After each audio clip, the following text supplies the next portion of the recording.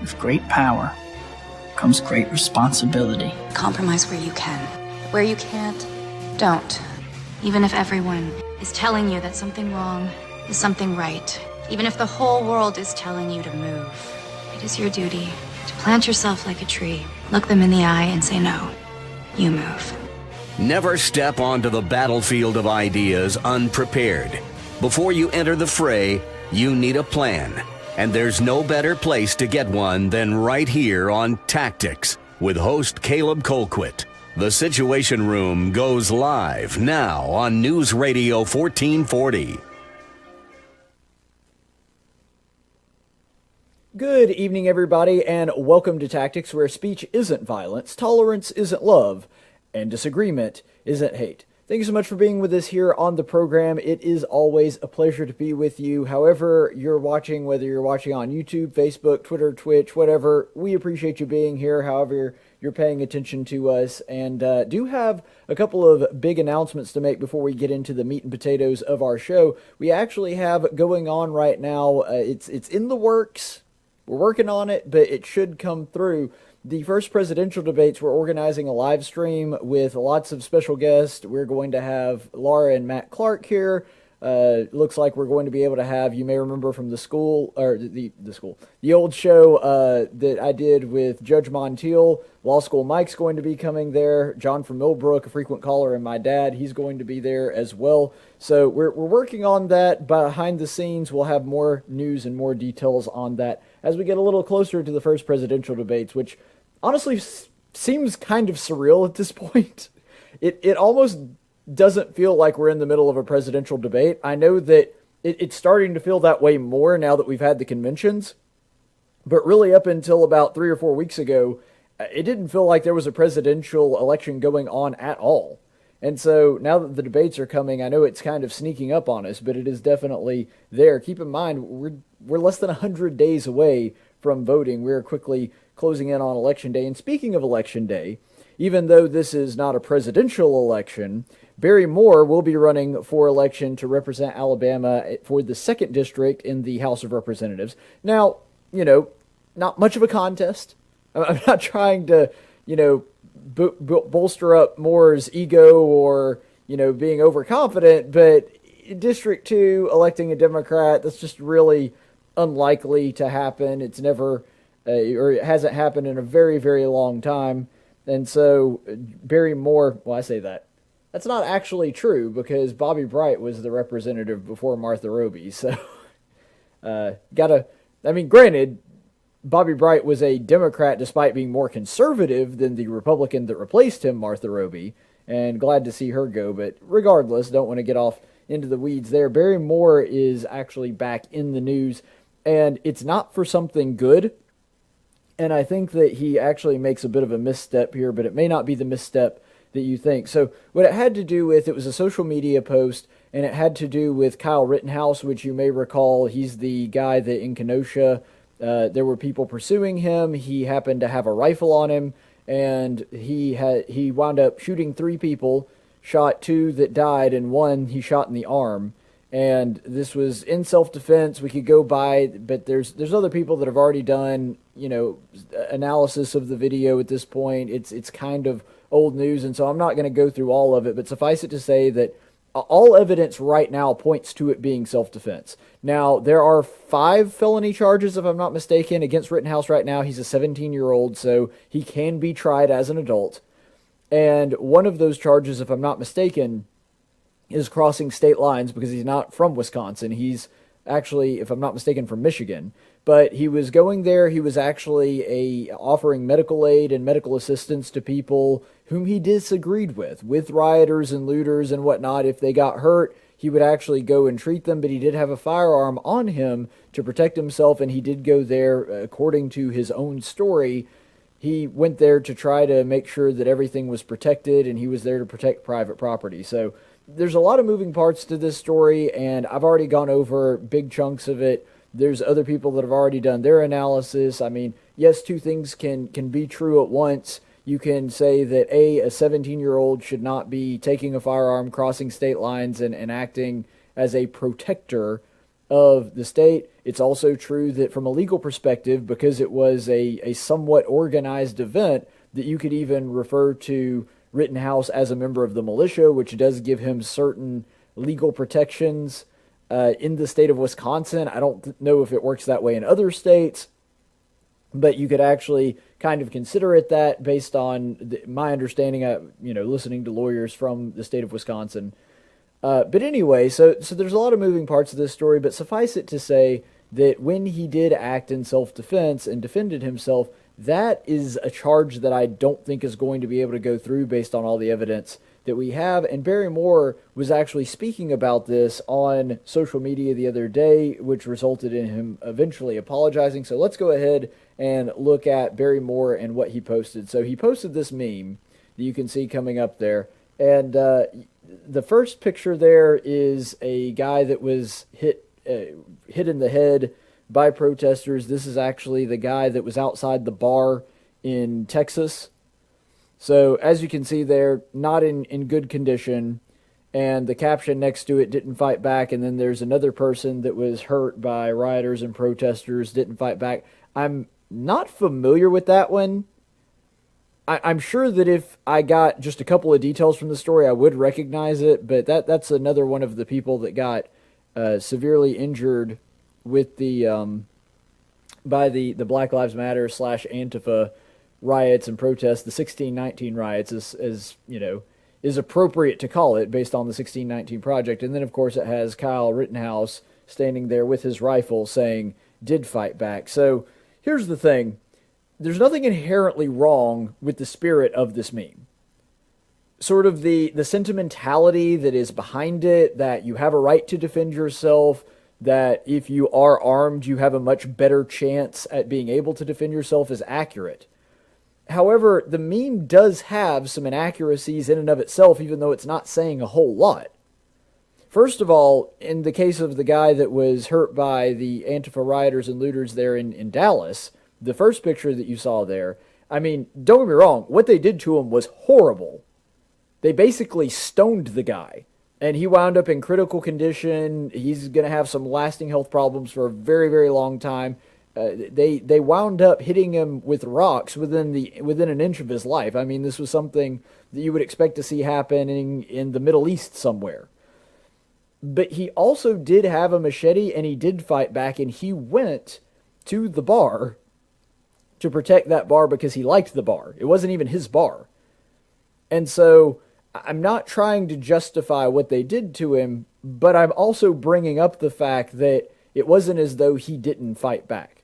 But the spirit underlying the meme itself is not one that is altogether bad. It's actually one that I think most reasonable Americans would agree with, which is if you are attacked, it's better to have a weapon of some kind on you and to fight back than to just let the mob have their way with you. I mean, that is correct. There's some issues with the accuracy and the way that it's portraying it, like I said, because this is one of the problems that I have with memes in general.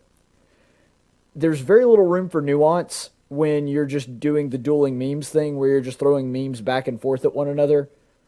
And this is something that Barry Moore, I think, kind of recognizes, and he pointed out that he didn't want to seem as though he's callous or not, sympathetic to the plight of the family members that lost their relatives because they attacked Kyle Rittenhouse, and Rittenhouse defended himself. Well, that's a tragic thing that person died because they attacked somebody else and were shot in self-defense. It's the same thing, and I go back to a video, I believe it was one of the elders there at the church in Texas, where there was a mass shooting type event that could have taken place. Luckily, only 2 people died, excluding the shooter. But you remember that church in Texas, that a guy showed up with a firearm and just started shooting people, and immediately, because it's Texas, and I don't know why this person didn't think that this was going to happen, but because it's Texas, about 6 or 7 people all of a sudden produced firearms and started shooting him. And so you remember that the interview that happened afterward with one of the elders was, Well, yes, it's a sad thing that this person died. It's sad that he came here wanting to hurt us. It's a sad thing that we had to hurt him in order to stop him from hurting other people. That's the same sentiment that I think you can display in the Rittenhouse story, but that doesn't mean that the self-defense was not justified, just like in that church shooting. Well, yes, it was sad that that person came there wanting to kill people, and it's also sad that the only way to prevent him from killing more people was to take his life. Those are both sad events, but it doesn't change the fact that the self-defense was justified. And so the underlying tone of what Barry Moore is trying to communicate is 100% accurate. Using a meme, and frankly a poorly crafted one at that, is not the best way to communicate that. And I think that that's a touch of what we're going to see in Barry Moore's apology afterward. He wound up taking it down and offering this apology, so we'll go ahead and read that. So this is Barry Moore reacting to it. He says, "I apologize for the graphic nature of the post earlier, showing scenes from violence tearing through Kenosha," Moore said in the statement. "I should have expressed my feelings about the situation in words, not just with the meme." All right, so I think that this is correct, that what Barry Moore is saying here, what he is trying to communicate, is appropriate because he should have given something, a statement accompanying the meme or something like that, that sort of fleshed out some of the stuff that I just communicated with you. And I think that it's appropriate that Barry Moore says, you know what, probably should have given a little more context, probably should have been a little bit more clear. And this is another problem that I have with sort of the meme culture. And I'm not anti-meme. I make memes. I put memes on the Tactics Facebook page. You'll see them from time to time. I try to make my messaging very tight and very concise. And I'm a little more cautious than probably the person that made this meme is. But nonetheless, I'm not saying that memes in and of themselves are bad. But what Barry Moore is communicating here and in his apology is trying to say is, yeah, the meme didn't really tell the whole story, and I get how people could perceive it as me being calloused or not caring about certain people or that kind of thing. And so I probably should have added some content to that accompanying the picture or communicated that in without the meme itself. And that's part of the problem with memes, too, is that these people that make the memes, sometimes they make an excellent point, sometimes they're not real concise in their messaging, and it can say things that you don't necessarily mean to say. And because somebody else is making it, in other words, you're not the one putting the pictures together or thinking about the message. If you're just sharing the ideas of somebody else, it's very, very easy to share the idea of somebody else that did mean it a different way and did intend it a different way, and thus you just saw it kind of on a surface level was like, yeah, I pretty much agree with that. Share. Not a good plan. You really, really need to think about these things and sort of think them through. Now let's get into another part of this apology, because I think that there's some problems here, honestly, some things that I don't necessarily agree with. I'm troubled by not only by the shooting of Jacob Blake, but how peaceful protests turned into rioting, burning, rampant destruction of a vibrant, growing town, and acts of violence against police. All right, Barry, and I say this affectionately because you know that I'm a fan of Barry Moore. He's one of the few people that I've actually, been very, very positive of. I don't know that I've ever criticized him on the show, at least not in an emphatic way. I don't necessarily think that was a good way to message that. Now, maybe Barry has a different opinion on this than I do, and that's fine, and he's welcome to come onto the program anytime and discuss it. He's always been, pretty eager to come on the program, and he's welcome to do that now if he thinks that I'm wrong, and that's okay. Why are you troubled by the shooting of Jacob Blake? Because remember, this whole thing, this protest where Rittenhouse wound up defending himself, it all started with the shooting of Jacob Blake, the guy who was shot in the back when he was reaching into a car that had a knife in it, presumably to kill police officers. That he was reaching into his car, the police had already tased him. I won't go over it again. We did a daily dose of stupid on it last week. But anyway, what about that case is troubling? How did the police officer act in any way other than the way that he should have? How should the police officer have acted if that was not the correct course of action? What about that troubles you? And I think that what he has done is he's done a little bit of an overzealous walk back, and in other words, an overcorrection. Like, you know how it is, you're driving down the interstate, and all of a sudden you hear that sound that your tires make when they hit the side, those, I don't even know what you call it, those grooves in the pavement on the side, so it warns you that you're veering a little too far off course, and all of a sudden you jerk the wheel back and you go so far over that you're like over in the other lane. This is an overcorrection. Barry got some flack for giving a meme that was not real precise and not great on messaging, and I feel that it's 100% appropriate for him to say, you know what, I probably should have handled that better. That's fine. In fact, I think that shows some maturity and some humility. But going to this extent and saying, well, I'm really troubled by the Jacob Blake shooting. Why? I didn't see anything in that film whatsoever that seemed as though the police officer acted inappropriately or did something he shouldn't have done. That police officer presumably protected his own life, the life of his fellow officer, and the lives of the people around, which were many at this point, and the lives of the children in that car. The police officer did his job. And I don't see any way that can be considered troubling just looking at it. I mean, maybe we'll find something else out that paints it in a different light. Maybe it'll add some kind of context that shows the police officer shouldn't have done that. I don't know. But as of now, with the available evidence, what we know about this case right now, I really genuinely do not see how Representative Barry Moore, former representative, hopefully future representative at the national level, I really don't understand what he sees as troubling, to use his words, about that whole thing. So let's look at the last little part of this. I'm especially troubled that a young man felt compelled to take up arms to protect lives and property in Kenosha against a violent mob that was actively threatening to burn it down. I have full confidence in the justice system to determine the rightness or wrongness of Kyle Rittenhouse's actions, as well as those officers in Jacob Blake's shooting.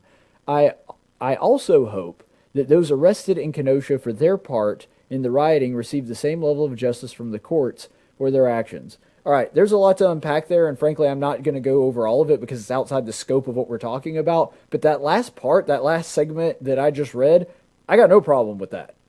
No problem whatsoever. The justice system will look at the case and they will look at the details of the case. Now, is justice going to come to the protesters? Honestly, that's hard to say. It certainly hasn't in other cities in the country. There have even been cities that straight up just allowed protesting to happen and didn't prosecute anybody, that kind of thing. We don't know if that's going to happen in Kenosha or not. That remains to be seen. But if you're looking at the cases of what happened with Rittenhouse and also what happened with Blake, it makes sense for Barry Moore to say, and I think that it was actually a good little cherry to put on the top of that apology, that the justice system is going to take care of it, that he has faith in the justice system, that it's going to find the correct action to take, if any is needed, against the police officer in the Jacob Blake shooting and also against Kyle Rittenhouse. These are people that I believe, at least in these cases, based on the evidence that I've seen, to have been operating within the confines of the law and doing what they should have done, any reasonable person would have done if put in the situations that they were in. And so I think that the law should not do anything to either of those individuals based on the evidence I have in front of me right now. But I also do have faith that the justice system is going to look at those things. But nonetheless, this is a fair apology. I think that that's a fair way to criticize, to assess it. But what you may be seeing are some growing pains here, because Representative Moore, he has been a local politician in a very specific region before, and he's not a lifelong politician. This is a man who served in the House of Representatives at the state level for 8 years and then hung it up because he promised that that's what he was going to do. And by the way, I commend him for doing that, and I like the fact that Barry Moore isn't somebody that has made his entire livelihood and has sort of crafted his lifestyle around the game of politics. It's something that he's involved in, it's something that he's passionate about, but ultimately, this is not something that is the driving force in his life, and I'm actually really grateful for that. That's something that makes him a good candidate. However, part of the side effect of that is that sometimes, because he's not as used to this side of the political realm as a lot of other people that might be in a similar position to him that would be running for a national office would be, his messaging might be a little bit sloppy. And I think that because of that, he can't continue to act in a way that his messaging is going to be loose or give the wrong idea, because he represents so many people now. And he represents them on a very, very big, very visual stage. Well, I say that as though it's a foregone conclusion. He's still a candidate. There is still an election coming up. It is very, very, very likely he will win. But frankly, making a mistake like this during the election as opposed to after the election, if he's elected, is a good thing, because he's not going to be on nearly as many people's radar right now. I think that this was an overcorrection. I think that his campaign managers and his political advisors, they probably wanted him to come out on this, and they advised him to go a little too strong, saying that he's troubled by the Jacob Blake shooting. That reeks of political correctness. It doesn't seem to be, because, it's the in vogue thing to say, well, the police could have acted better. Not based on what I saw. Now, there are certainly cases where police officers acted in a way that was not befitting to them, and we actually will probably wind up talking about those a little bit later in the show, because, it pertains to another segment that we're going to do. But ultimately, regardless of that, this does not seem to be a case where the police officer should have acted any differently than he did. Now, the situation that Rittenhouse finds himself in, that is troubling. And that last part of the apology that you saw there, where he said, I am bothered by the fact that this young man felt compelled to take up arms. It's interesting because the situation is troubling, and that is correct, and that's a fair thing to say, and I think Barry Moore worded it vaguely enough to where you could say that all he was trying to convey was the sentiment that we're in a bad situation. He wasn't condoning Rittenhouse's decision to cross state lines and to act as essentially a security guard for a business that did not solicit his service as a security guard, that kind of thing. Because that's not good. I mean, 17-year-olds should not be taking up arms and driving across state lines or really driving anywhere to go protect other people's property. I admire the courage, but at the same time, not the smartest thing to do. But nonetheless, regardless of how you feel about that,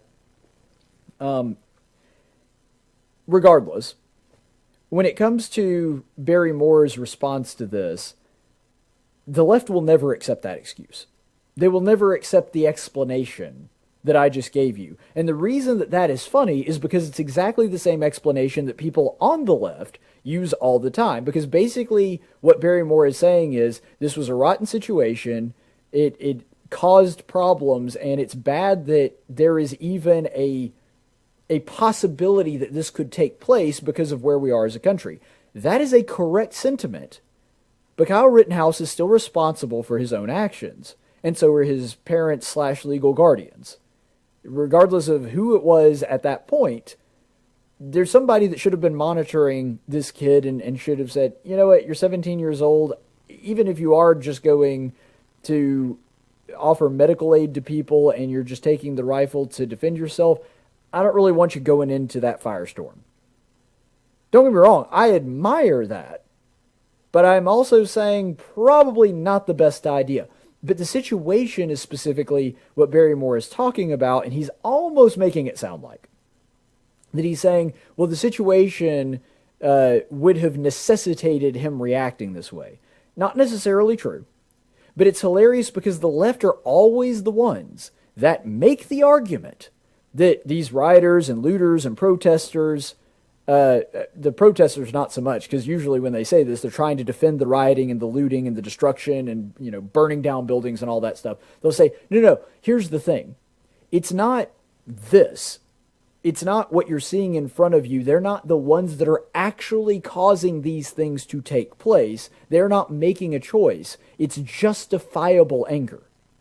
It's just like Chris Cuomo saying on CNN that the problem is not the burning and the rioting and the looting. The problem is the systematic racism that caused these people to do this. Well, the systematic racism didn't cause the people to do this. Dr. Martin Luther King lived in the 60s when Jim Crow was still a thing, and he never burned down a building because he made a choice not to. people in these situations, first of all, it's mostly white people doing stuff like this. I mean, this is freaking Wisconsin. Not exactly an awful lot of genetic diversity there.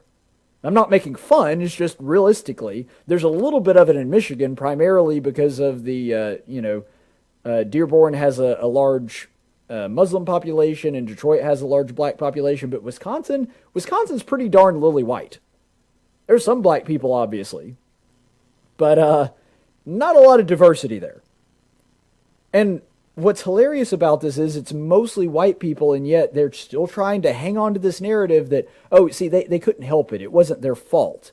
It's just the racial injustice is so bad that they had no choice but to burn down an AutoZone. Yeah, they did. That's still a choice that they made. That is still up to them. They continue to have agency. Black, white, whatever. People are people, and people make decisions. Now, it is hilarious that they're saying that the white people are so angered by the racial injustice that they had to burn down a Wendy's. No, that's not how that works. But see, Barry Moore, I don't think that this is the argument that Barry Moore was making, by the way. But the way that he was worded it could kind of be taken as though, well, Rittenhouse, he had no choice but to go and defend this because this is what is going on. The left will never buy that argument, despite the fact that they make it all the time trying to defend the rioters and the looters. You see, you can't be a determinalist. In other words, somebody that believes that you have no free will, that you're just the sum total of different reactions to stimuli. This is something that's very popular amongst certain branches of atheism, that kind of thing. You can't be a determinalist when it comes to everybody that you agree with and excuse them by saying, well, they can't help it. They just are reacting to the bad situation, and the situation caused the problem, not the person making bad decisions. And then all of a sudden, when it's somebody that you don't like or you don't politically agree with, like Kyle Rittenhouse, doing something that you don't like, all of a sudden you believe in free will. That's not how this works. Pick a standard. You can either believe in free will and that people make their own decisions and ought to be held responsible for the consequences of their decisions, or you don't, but you can't shift that every time it's somebody that you don't like being involved in something like this. This is a situation that Kyle Rittenhouse, in my opinion, should not have been in. It's a position he should not have put himself in. However, once he is there, once he is in that position, once he's literally sitting on the ground and there is a person raising a gun to his head and he shoots them in the arm, which, by the way, is like some John Wayne level mess, how he wound up shooting a guy in the arm as the very arm that he was trying to raise to shoot him. I mean, that's something straight out of a Western movie. The only thing that would have been funnier is if he had shot the gun out of the guy's hand. But nonetheless, once that situation arises, regardless of whether you think he should have been in that position or not, once that happens, and he's defending his life from somebody that has a weapon that is trying to kill him, he's 100% justified.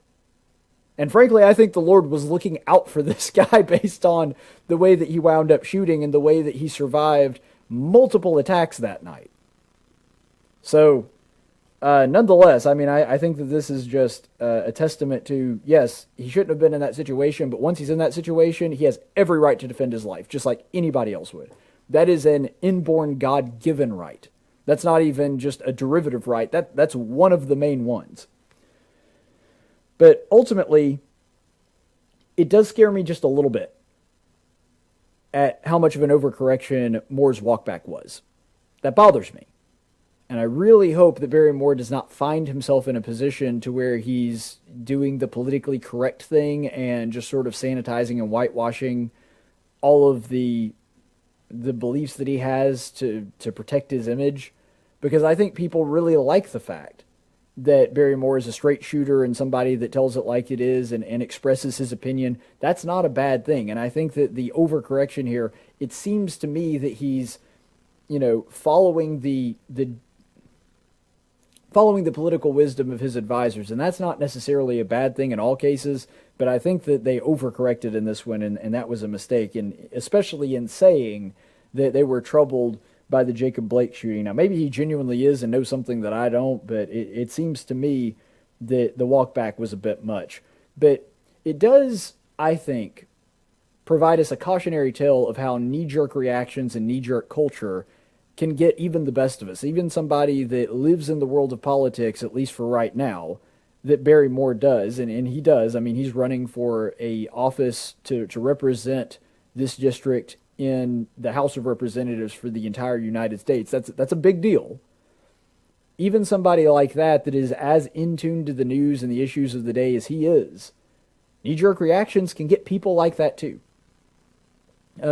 Just a quick example, Jim Gaffigan just flew off the handle, completely broke the usual shtick that he does about not getting involved in politics and alienated a lot of his fans. And he did it, I mean, just that was a knee-jerk reaction for him. Be very, very careful about knee-jerk reactions. And if you're ever posting something, make sure that you're posting it not because it feels good or because it's what you want to do in that one instance, because it's so easy to click share. It takes maybe a second, if that. Just think before you do it. That's all I'm asking. All right, so there is better news, and it is local news. So this is something pretty good that happens right to our neighbors here in Montgomery in Lowndes County.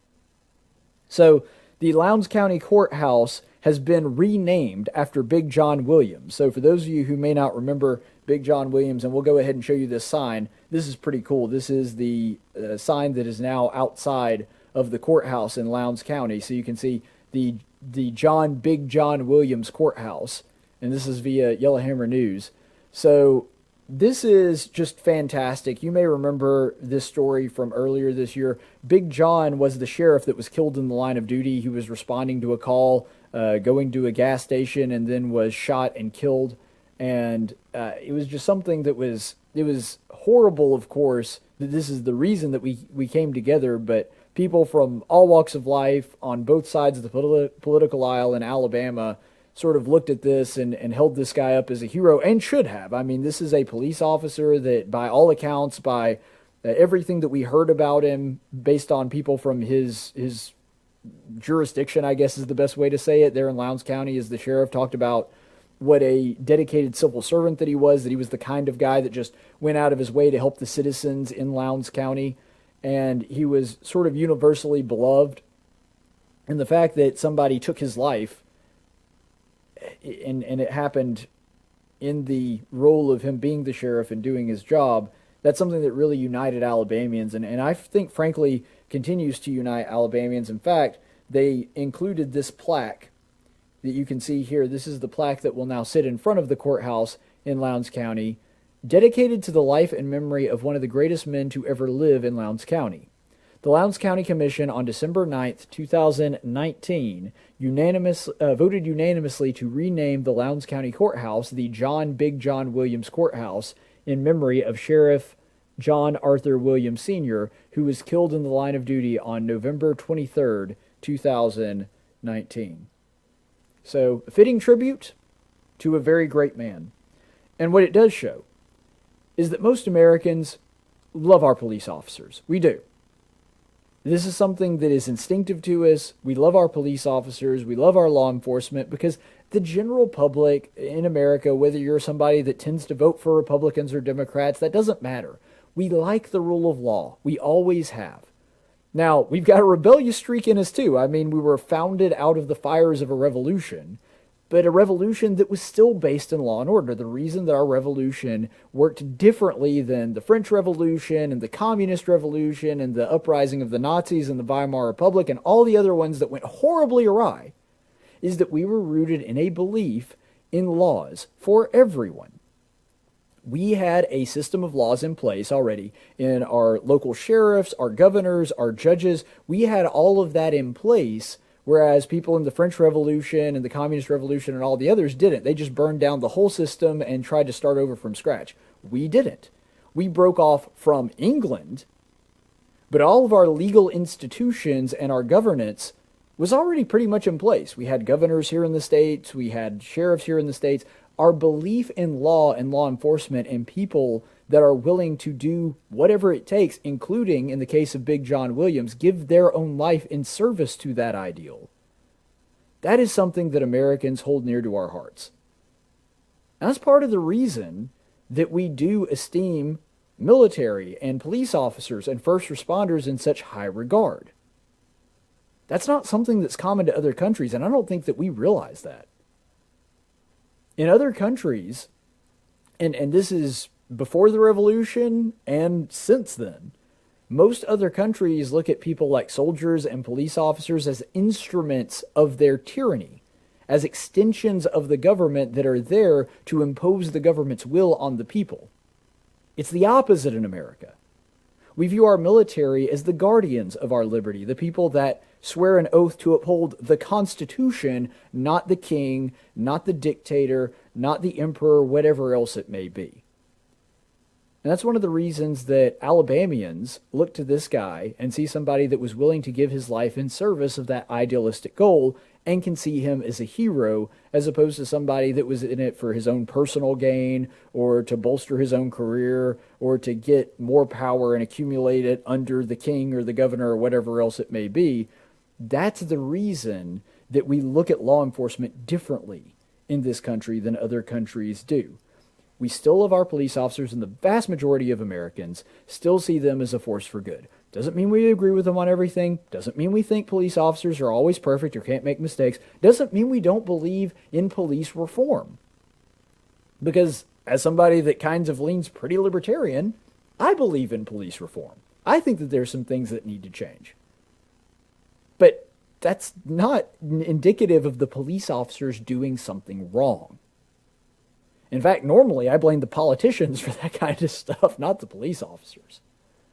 Ultimately, though, we do still see our police officers as a force for good, and that is something that Americans really ought to be proud of.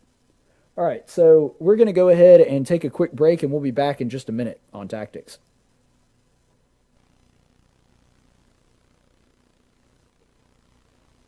Hey, where you going? Champ? Slugger? Hey, cowboy. Where you going? Where you going? I'm going out! Hey everyone, it's Caleb here, and I'm just driving back from my polling place. As you can see, I just voted, and it really got me to thinking about voting. We often talk about voting as being a right, but the truth is, whether you agree with this or not, our founders really didn't see it that way. They thought of voting as a privilege, and not a privilege only for people that were super wealthy or people that were well connected, but their idea was you had to be a landowner to be able to vote. Now, nowadays we might look back at that and say, oh, well, that was certainly something that was specifically only going to benefit the wealthy, but back then that wasn't the case. In fact, your biggest landowners were normally your poorer people because they lived in more rural areas. And another thing to remember too is, even though, of course, I supported the women's suffrage movement and through history I believe that that is a good thing, I also want to point out that at the time, they actually had women's suffrage. It wasn't as though they were keeping women from voting. It wasn't as though they were keeping minorities from voting. It was just you had to own some land, and the vast majority of those landowners happened to be white men. And when it comes down to it, it had nothing to do with trying to disenfranchise certain portions of the community. What it came down to is taxes. Remember that we fought the revolution over the idea of taxation without representation. But it's equally important to remember that the founders also did not believe in representation without taxation. In other words, they believed that you had to have skin in the game in order to be able to have a say in how federal dollars are spent and how the federal government operates. If you weren't helping to fund the federal government through your property taxes, then you shouldn't have a right to have any kind of say in it. Now, we can argue back and forth, and frankly, I think that there are merits to both sides of the argument as to whether or not this in philosophy wound up working out well. But I do think that you could make a compelling case for something similar happening today. I don't think that you could tie it right back to owning property the way that they did back then, because our society is just so different now, and the way that we operate, economically is very different now. But I actually think you could make a pretty compelling case for anybody that is not taxed to not be able to vote. Because Benjamin Franklin and other founders, but specifically him, said that the Republic would essentially be over when the people realized that they could vote themselves tax dollars out of the treasury at their neighbor's expense. So in other words, if you were able to vote people that would give you more money than you were putting into the system, that would be the end of the country. And since that's been going on for several decades now, and we have actually a majority of people that are voting that are not contributing anything to taxes at the federal government, and yet many of those people are the recipients of federal dollars and federal programs and benefit from them, we can see how broken our system is now, and that's a big part of it. So whether or not you agree with the idea of voting being an actual right or being a privilege, I think that we can all agree that thinking about it as an absolute right that should be afforded to everybody, whether or not you have skin in the game, has frankly yielded pretty disastrous results. Because people just are not as cautious spending their own money as they are somebody else's money. That's just part of human nature. We tend to be more cautious when we have labored for that which we have. And because of that, I think that that's a big part of the reason that our political system now is broken.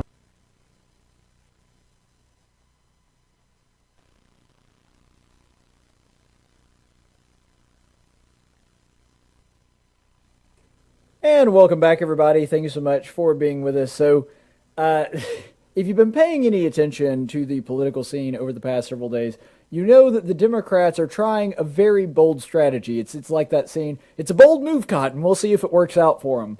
So the Democrats now, their latest big ploy is they are trying to flip the script on violence, and now they're trying to make it as though that it's somewhat 1984-ish.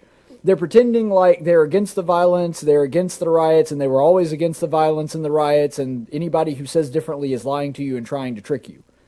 So now here we are, several months after the Democrats have been doing this game where they're playing footsie with the rioters and the looters and trying to make excuses for them, and now they're trying to say all of a sudden that they're against that they're going to come down hard on it, and they are going to fix the problem.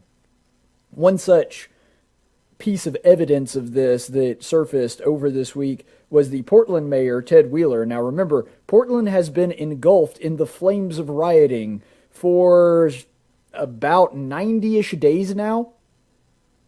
And so the Portland mayor, Ted Wheeler, coming up to the podium and talking about this, and despite the fact that he has tried to get federal troops out of his city, that he requested that they leave, that whenever assistance has been offered to him from the National Guard or anywhere else, he turns it down, that he has had his own police force, that basically ordering them to stand down. This is Ted Wheeler trying to blame, of all people, President Trump for the violence in his own city. Take a watch.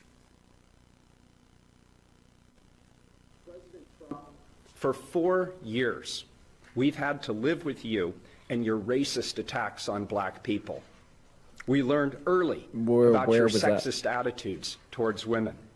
Again, We've where? had to endure clips of you mocking a disabled man. Completely untrue. We've had to listen to your anti-democratic attacks on journalists. We're not a democracy. We've read your tweets slamming private citizens to the point of receiving death threats. And now you're attacking Democratic mayors and the very institutions of democracy that have served this nation well since its founding. Do you seriously wonder, Mr. President, why this is the first time in decades that America has seen this level of violence? It's you. Oh, it's who have Trump. Created the hate and the division.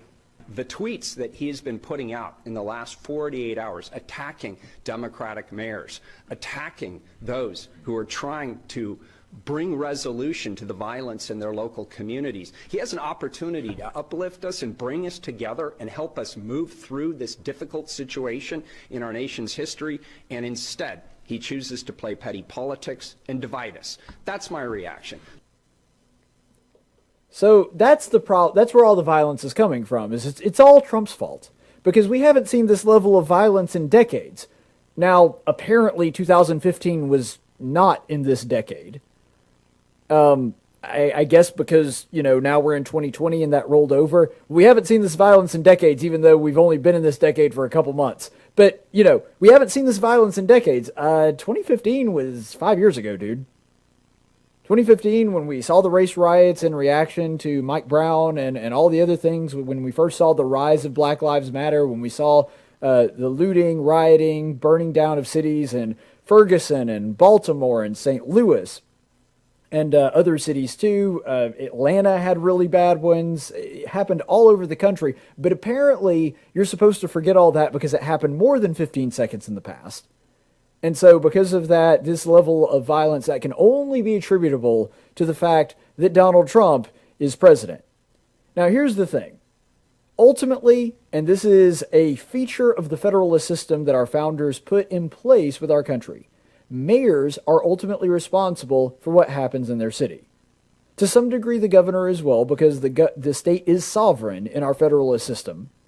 So it is possible that the government shares some culpability depending on how the state set up its structure of government. But ultimately, if you're having violence in your city, you as the mayor are the one that is ultimately responsible for that. And I would say that whether the mayor were a Democrat or a Republican.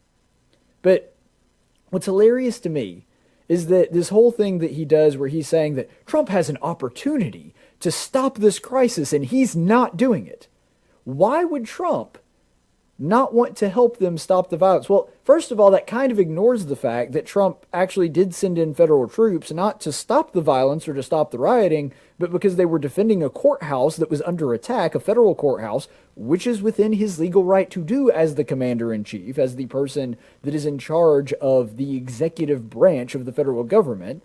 That is something that is within the purview of the president's power to do. And keep in mind, I'm the guy that doesn't think the president should have any power other than the absolute bare minimum. Defending federal property, even if that property happens to be in a local city, that is something that the president does have the authority to do when it is under threat and under attack. But the mayor wanted those troops out of there. They wanted those people to not be allowed in there. So even with the thing that Trump was doing, he was against that. And let's also remember, this is the same mayor that, look at this letter here that he wrote to President Trump when he was offering aid through federal troops or the National Guard. This was Mayor Wheeler's response to this. On behalf of the city of Portland, no thanks. We don't need your politics of division and demagoguery. Portlanders are on to you. We have already seen your reckless disregard for human life in the bumbling response to the COVID pandemic, and we know you've reached the conclusion that images of violence and vandalism are your only ticket to re-election. And look at the date, August 28th. The video that I just showed you is from 2 days after that. So here he is in this letter saying that, no, we don't need Trump's help. You stay away from us. When you offer us help, we're going to say, no thanks, we'll do it on our own. And then 2 days later is coming out, why isn't Trump helping us? Gee, I wonder why. It amazes me that now the left is both simultaneously mad at Trump for not taking action against the violence and also mad that he did take action against the violence. They're mad at him no matter what he does, and that should surprise nobody. But see, now all of a sudden the Democrats have tried to flip this script. That's how you get 2 days before this speech is made. The same Democrat mayor, wildly radical leftist, mayor of Portland, saying, no, we don't need your help, we'll be fine, we don't want your presence here, and then 2 days later complaining that President Trump hasn't done anything to stop the violence.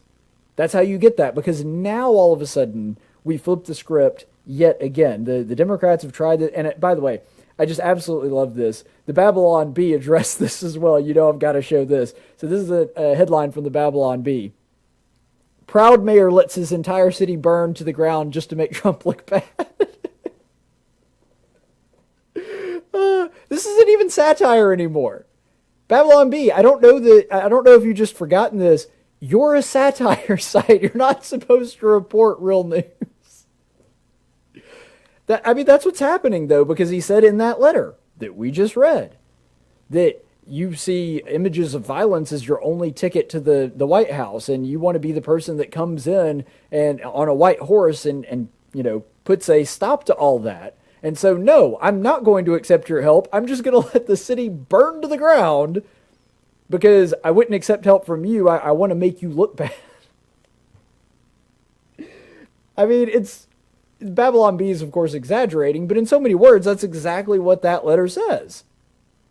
And it is absolutely true. The lengths that they will go to, they will do anything to try to hurt Trump on this, and it's hilarious to watch it all unfold. Absolutely astounding. And I do love, too, how they are blaming Trump for the violence in Portland. Now, I've never been to Portland, but Portland, not the reddest part of the country. There are like 4 Trump supporters in Portland. What was it? The Patriot Prayer Group that sometimes comes and does demonstrations in Portland. By the way, almost always just in response to demonstrations that have taken place in Portland from Antifa and from Black Lives Matter. There's like, 12 of them? I mean, there's the idea that Trump supporters are the ones bringing violence to the city. And let's also remember that a Trump supporter was straight up executed in the city of Portland the other day. You can see that video online too, where the guy was saying, hey, we got a Trump supporter, and then they just shoot the guy in cold blood, murder him, shoot him execution style, just because the guy was a Trump supporter. But yeah, please continue with this narrative that Trump is the cause of the violence in your city. It is absolutely astounding that they're going for this play. I guess I shouldn't be that surprised, but it's going up to the highest levels of the Democrat Party as well. Here is Joe Biden basically doing exactly the same thing. If I'm not mistaken, either on the same day or just a day later after this speech by Portland Mayor Ted Wheeler, you can see Joe Biden doing essentially this exact same routine a day after this takes place. The incumbent president is incapable of telling us the truth, incapable of facing the facts, and incapable of healing. He doesn't want to shed light. He wants to generate heat, and he's stoking violence in our cities. This president long ago forfeited any moral leadership in this country. He can't stop the violence because for years he's fomented it. You know, he may believe mouthing the words law and order makes him strong, but his failure to call on his own supporters to stop acting as an armed militia in this country shows how weak he is. Okay, so this is a complete 180, and you may be wondering why I'm not switching back to my camera. I want you to take a look at this before I switch back to me. Look at what's behind him. He's got 3 American flags in front of a screen displaying an American flag, and he has an American flag there on his lapel. You can see he's got a little American flag pin. Why is that happening? Because we just saw the DNC, the 2020 convention. There was barely any American stuff there. They had a fireworks display. They did have they had the Pledge of Allegiance, even though they literally left God out of it. They actually skipped over the part where it says one nation under God. They literally edited God out of the Pledge of Allegiance. But they did have a Pledge of Allegiance, even if it was, not a correct one, it was a censored one. But you look all through the DNC, they didn't even have American blue, they had off blue. They had moved so far away from the American, this sort of patriotism. And this used to be very common amongst Democrats. Democrats may not necessarily agree with Republicans on certain things, but patriotism was not a partisan thing.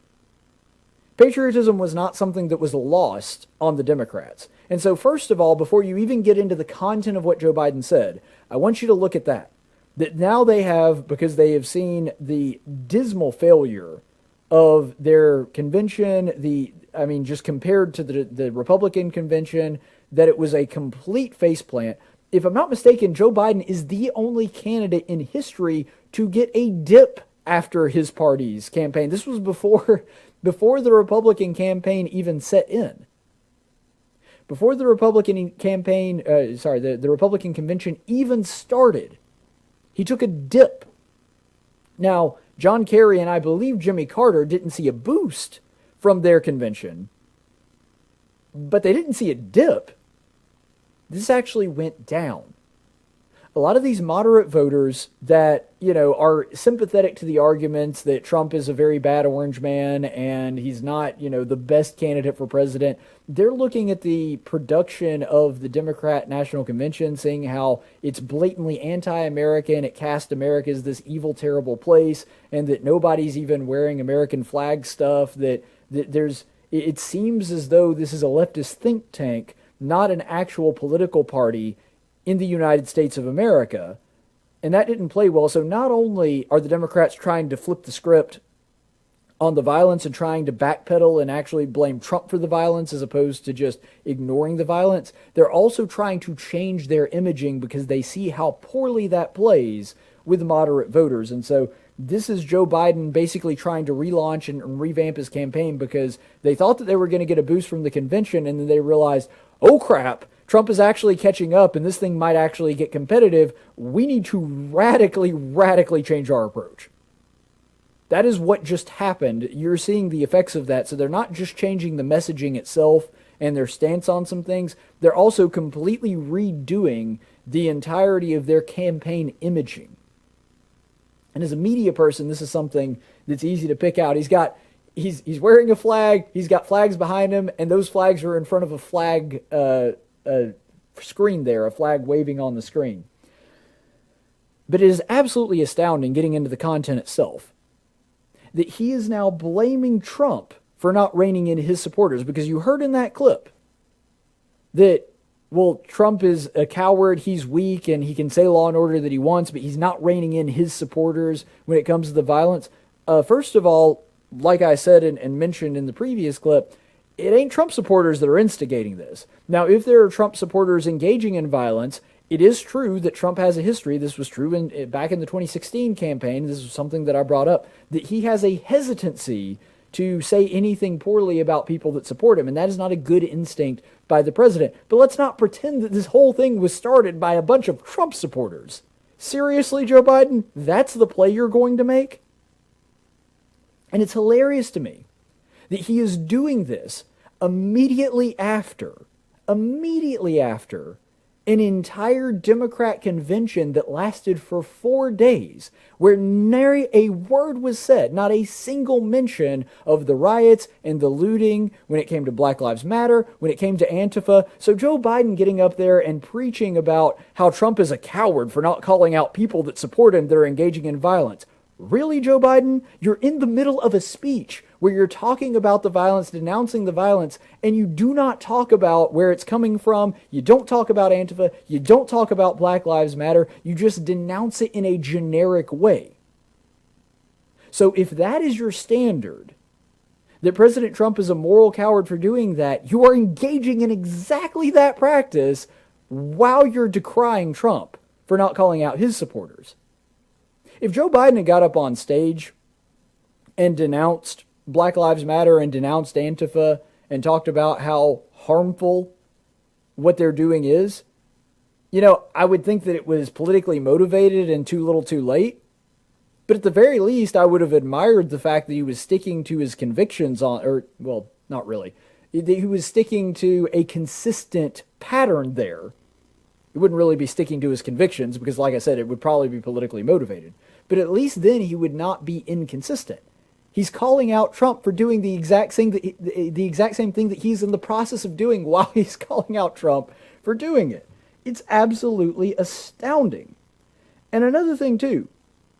Does anybody remember Baltimore and Ferguson, which we've already talked about, that happened in 2015? Who was the vice president in 2015 again? Oh, right, it was Joe Biden.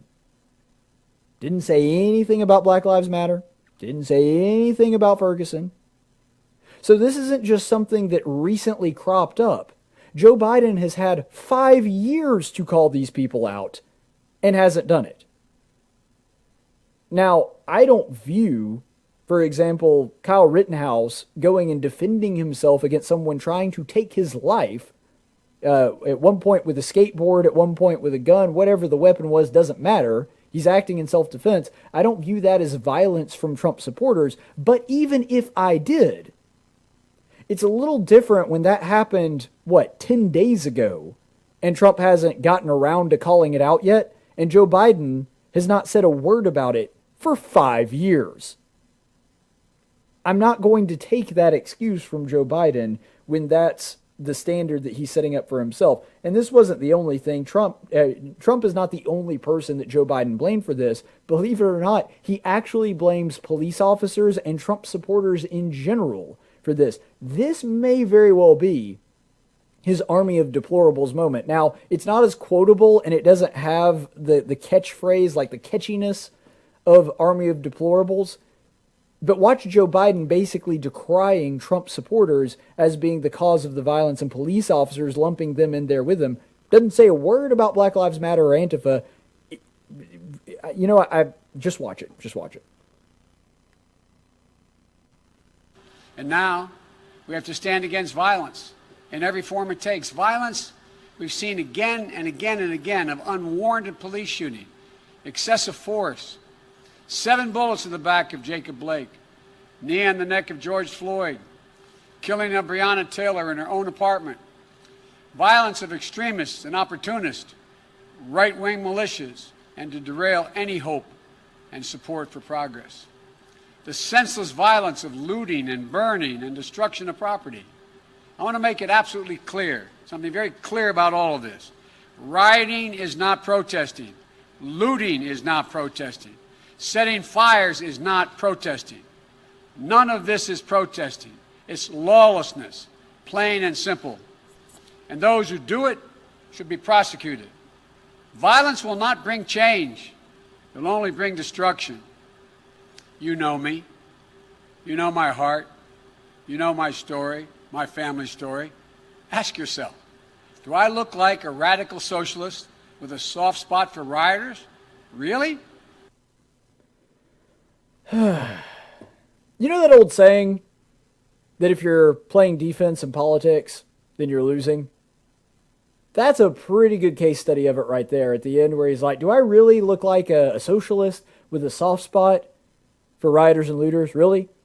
The fact that you have to ask that question, the fact that you have to pose that to the American people, is an indication that you've lost, Joe. At least on that. I don't know that that necessarily means he's going to lose the election, but on that issue, yeah, that perception is set in. Because if it hadn't, there would be no reason for you to ask that question. Trump never has to go up in front of a podium and go, do I really look like somebody who is a radical socialist and is soft on rioters and looters? Do you know why he doesn't do that? Because his actions depict that he is not. Now, frankly, I think he's actually been a little too soft on it. I mean, he actually does have the right, in some cases, to be able to use his force more than he has. I think he's showed an insane amount of restraint, but we're not here to really discuss that right now. That's a topic for a different time. Nonetheless, though, the fact that Joe Biden even has to ask this question is indicative of the fact that he and others around him pick up on the perception that he is indeed soft on looters and rioters. And that's the reason that the whole reason that he's giving this speech in the first place. The reason that he's trying to completely reboot and revamp his entire campaign is because of that perception, and that being the reason that he is sinking in the polls. Remember that Joe Biden is the person who said that Trump's refusal to call out the people, the Nazis, the white supremacists, when it came to Charlottesville, is the thing that launched his campaign. Now, this is a legitimate criticism, one that I criticized Trump for myself the day after it happened. So this is not an illegitimate criticism. And the fact that he kind of halfway called him out, but only called out the violence in the vaguest sort of terms, and then it took him 3 or 4 days later to talk about, specifically name some of the groups and talk about how they were evil and denounce them. Okay, yeah, that happened, and that was bad. But Joe Biden claims that that is the thing that launched his campaign for the president to take 4 days to denounce these people. This is Joe Biden. This video was taken 98 days after the violence started. And even now, 98 days later, he refuses to call out Black Lives Matter and Antifa.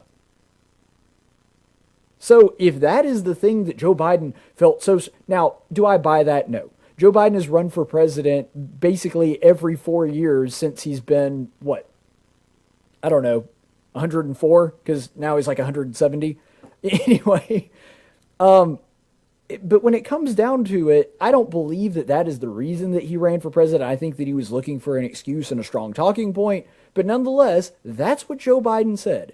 Joe Biden told the world the reason that I felt like I had to throw my name into the pot, the reason that I had to enter into the fray and stop this man from getting reelected is because he refused to call out Nazis for 4 days after it happened. Here he is 98 days later, still sort of vaguely calling out the violence, but not calling out who was actually doing it. Joe Biden's just so full of crap. This is the thing that he's coming out with. And the reason that he won't call them out by name is obvious. They're part of his base. They're part of the people that are likely to vote for Joe Biden, and he doesn't want to alienate that part of his coalition, which, by the way, I still contend is the reason that President Trump did the same thing. Donald Trump kind of winked and nodded at the alt-right, and that was bad. And I called him out for it at the time. But now here is Joe Biden continuing 100 days later to not do that. Still hasn't done it. And so it absolutely is astounding that this whole thing started on May 25th. We saw the violent riots and auto zones being burned and all of that. And Joe Biden is still just like, what, huh, what? Now, to Joe Biden's credit, it may be that whenever he's on stage, he doesn't remember any of that stuff happening. That is a possibility that I do not want to discount. Sorry, I don't know what's going on here. It is indeed a possibility that Joe Biden just forgot that all of this was going on, maybe. I don't know. But nonetheless, here we are, over 100 days later, he still hasn't called out Black Lives Matter, still hasn't called out Antifa. And that's where we are. But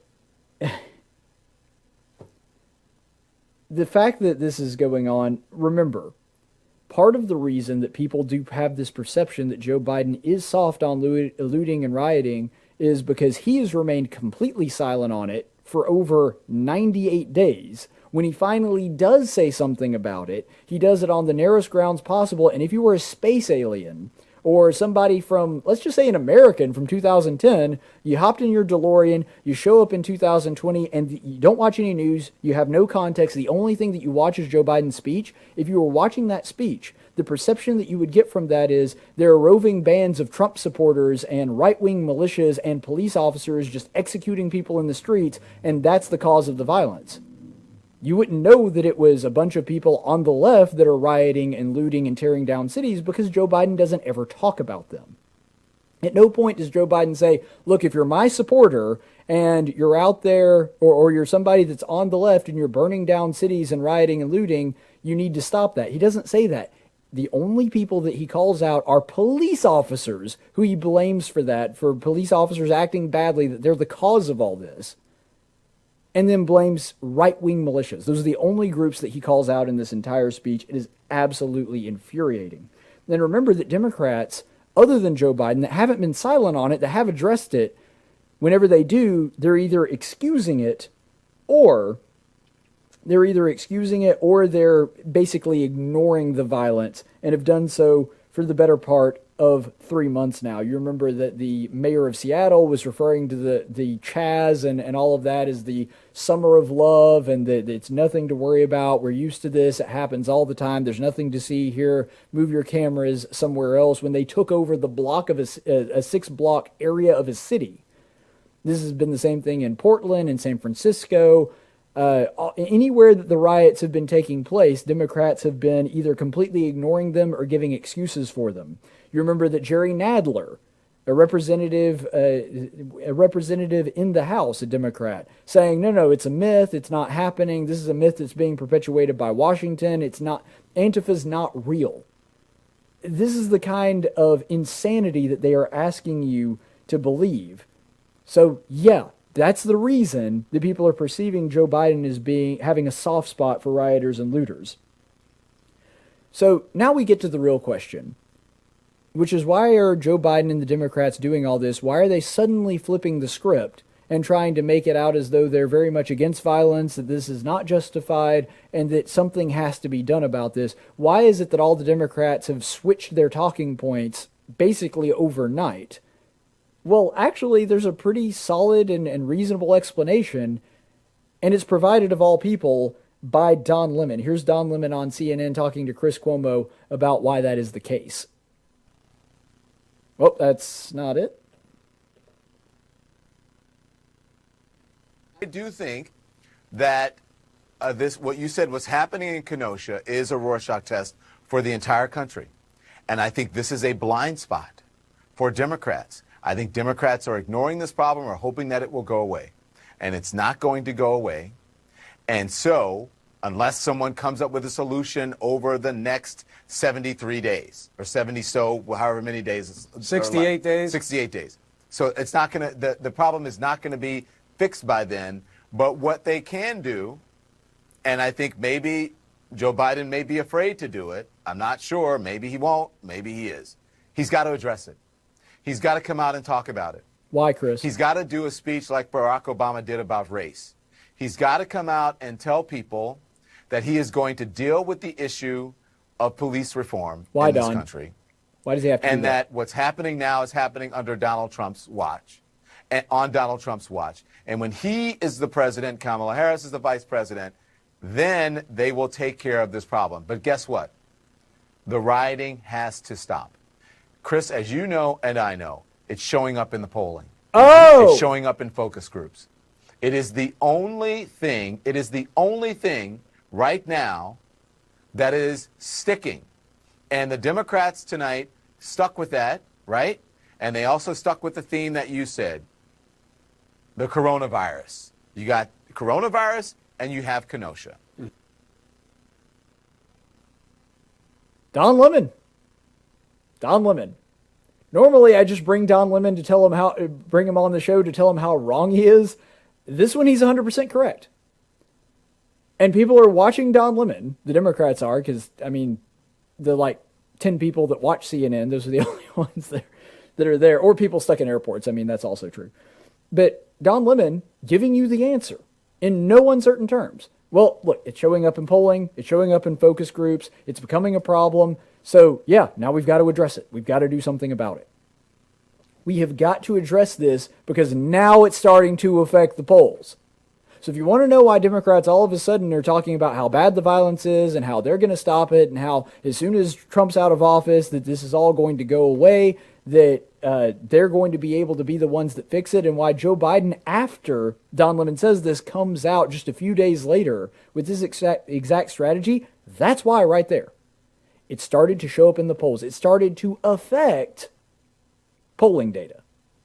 And that's why all of a sudden they're like, okay, we got to do something here. They came out with the convention, didn't say a word about it, completely ignored it, never mentioned the violence coming from Antifa or Black Lives Matter, didn't address it, pretended it was not there. And then the Republican convention comes out, they're like, oh crap, this is not going well in the polls.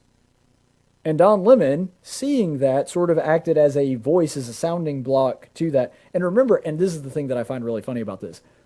This is Don Lemon who has been holding the water for the rioters, making excuses for them, ironically, even when they were attacking the CNN headquarters in Atlanta. And he's doing this, discussing this. This is the, I call this segment that Don Lemon and Chris Cuomo do together every night, I call it the race to stupid, because they're trying to outdo each other. Well, my position is further left than yours is. No, mine is further left than yours. And they play off each other, and so they say the dumbest possible thing that they can say when they're interacting and doing these segments together because they're trying to out-liberal the other one. But anyway, so in this segment, remember that he is talking to Chris Cuomo while saying that the violence needs to stop, the Democrats need to address this. This is the same Chris Cuomo that you may recall that was making excuses for Antifa and saying, well, Antifa violence isn't really as bad as right-wing violence. That when Antifa gets violent, that's just not the moral equivalent of a right-wing person being violent for political ends. And it's the same guy that during the protest, when it was happening, Chris Cuomo looks in the camera and says with a straight face, where is it written that protests have to be peaceful and polite? The freaking First Amendment? I know you've never read it, Chris Cuomo, but it is actually in there. The same amendment that gives, freedom to the press, which is the one that you're always harping on, and sometimes rightfully so.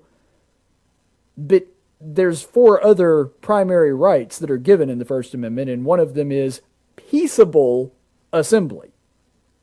Not riots, not burning down places, peaceable assembly. Same guy that said that, same guy that was running cover for Antifa and Black Lives Matter and the violence that they were promoting, is the one that's, yep, we gotta call out the violence. Yep, Joe Biden needs to come out there and give that kind of speech. It's absolutely astounding. It's like they don't even perceive their own inconsistency. And that does beg the question, though. Are the Democrats controlling the media? Or are the media setting the table for the Democrats? Because it seems as though, at least based in this one particular situation, that Don Lemon comes out and says this and talks about it, and then the Democrats basically like, hey, Don Lemon's got a point. It's hurting us in the polling. We got to do exactly what Don Lemon just suggested, which is trot Joe Biden out there, have him make a very strong statement against the violence. Now, let's not mention who's actually causing the violence, but let's actually go out there and have him make a statement like Barack Obama did, just like Don Lemon prescribed. So we always talk about the media as though they're at the beck and call of the Democrats, but is it the reverse? Are we committing a cause and effect fallacy? Is it actually the media that is setting the agenda and the Democrat Party is following it? The question actually kind of answers itself. When you're asking which one is running the other, they've just merged into the same thing.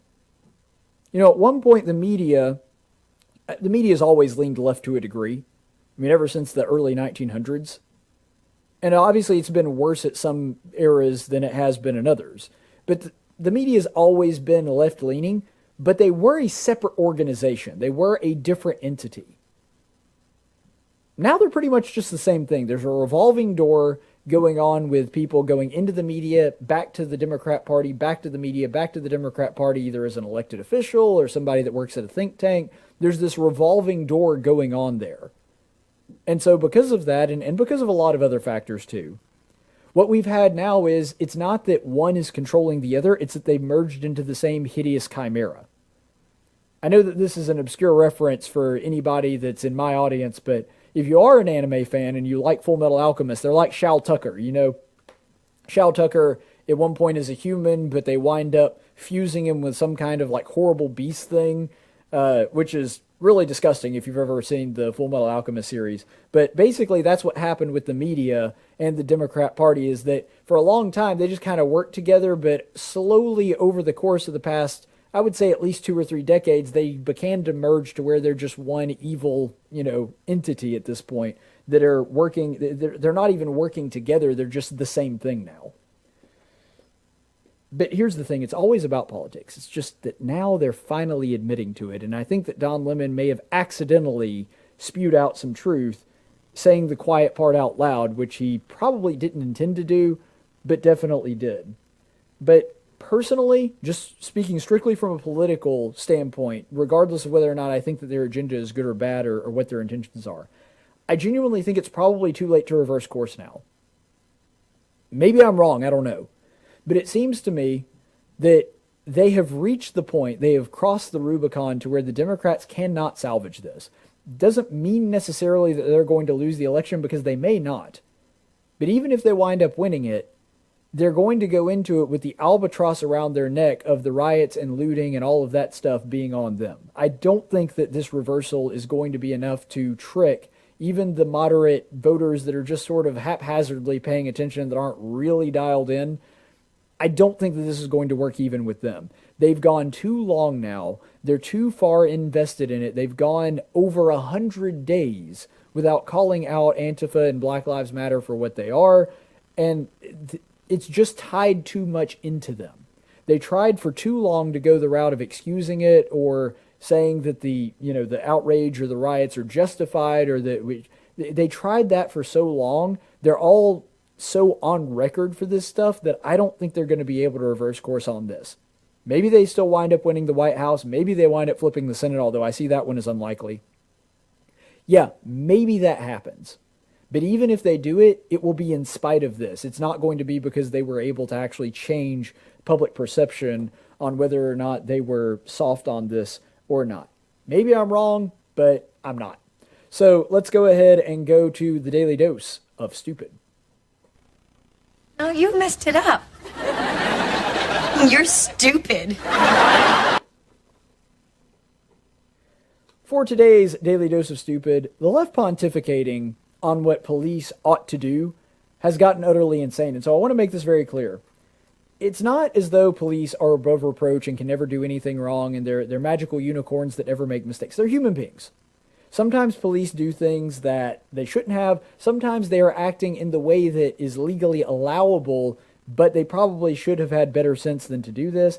I think, for example, with the Eric Garner thing, I understand why legally there were not repercussions for the way that they behaved. They couldn't have possibly known that the guy had a pre-existing condition. And I do think that the police should have let up once he stopped resisting. Absolutely. I think that Eric Garner's life could have been spared if that had taken place. But I'm just using that as an example of where police, I don't think, acted exactly the way they should have. I don't think that the cops involved should have been tried for murder or anything like that. But I do think that there is lessons to be learned there. With Rayshard Brooks, frankly, the only thing police did wrong there is not being more aggressive.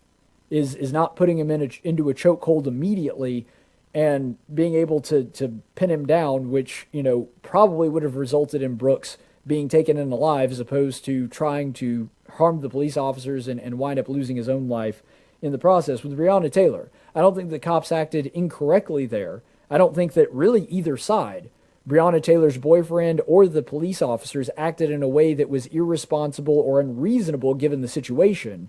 But the police officer should have never been put in that position or put the other party involved in that position. So even though I don't think the cops did anything wrong, that is indicative of something with the no-knock warrants, with the overzealous creating a conflict where none previously existed when it comes to serving warrants like this. That is something that I do think needs to be changed. But all of that being said, ultimately, I don't approve of any kind of police reform that is going to put police officers or people around them in danger. They have a right to defend their own life. There are things that we can talk about that probably do need changing. The no-knock warrant thing or the bill that Rand Paul put forward, that's something that I think that both parties should be able to at least talk about and have an adult conversation on whether or not that is a good idea or not. But ultimately, I want to show this clip that was put together by Key Peele, which if you've never seen them, they're comedians, they're hysterical. Some of their stuff is fantastic. The East versus West game with the goofy names, the NFL infield celebration sketch that they do, absolutely hilarious. What's the other one? Racist country music. That one's really good. So these guys are absolutely hilarious. Keep in mind, I am not saying that the clip itself is stupid. I think the clip is actually really clever.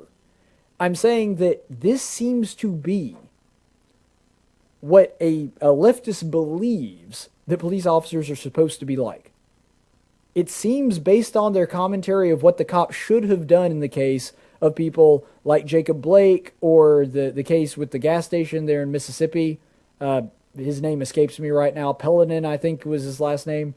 The way that they have reacted to those cases, or the way that they've reacted to several of the other cases when it comes to police officers giving a lawful order and people just straight up ignoring it and then being upset when that person winds up getting killed by the police officers just doing their job and trying to keep the public safe. It seems, based on their commentary of what the cops should have done, that this is kind of the way that they view it. And so the stupidity in this clip is not the clip itself, it's the underlying thing that the clip is making fun of. Let's go ahead and watch. Freeze! Police! Hands up. Do not get near that car. Wait, get away from it. No, don't go near that car. Don't open that door. Do not open that door. Don't open it. Do not open the car door. Don't you open that door. Don't. Do not get in that car. Freeze! Your butt better not hit that seat. Get out of there. Get out of the car right now. No, you don't. Don't you dare reach for that glove compartment. Don't reach for that glove compartment. Get away from the glove compartment. Get away from the glove compartment. Don't you open it. Do not grab that gun. Whatever you do, you better not grab that gun. You better not grab that gun. Do not pull that gun on me! Put that down! Don't you pull that gun on me. No, hey, put that down. Don't do it!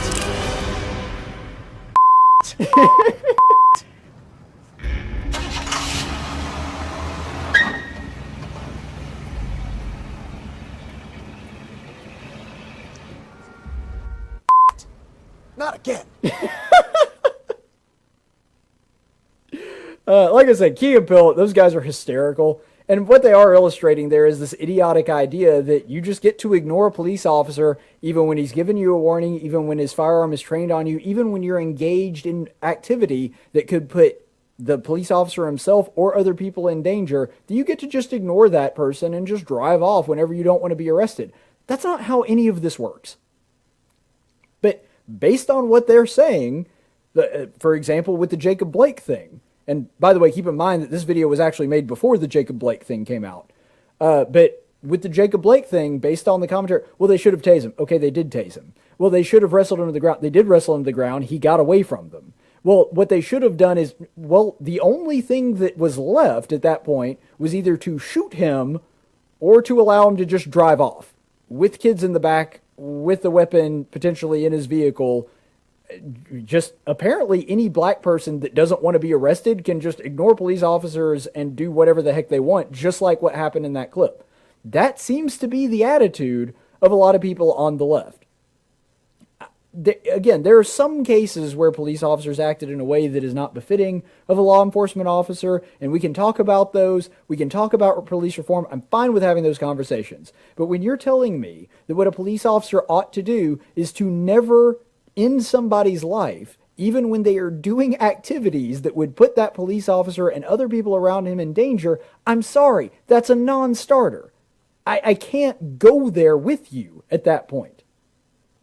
And that illustrated exactly what these people seem to think police officers are actually supposed to do. And this same stupidity was really put on display with Rand Paul the other day, because these people are not willing to even meet you halfway and say, okay, let's talk about some police reform. Let's talk about some things that maybe we can do to make it a little bit better for police officers. Let's talk about things that we could do that make sense, that aren't going to endanger their life, that are going to continue to keep the public safe, but also make sure that we have less unnecessary deaths or preserve as much life as humanly possible.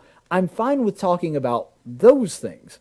And so is Senator Rand Paul, who was accosted by violent rioters the other night who tried to attack him. You can see that playing out. This was actually right after the RNC when he was walking back to his hotel room there.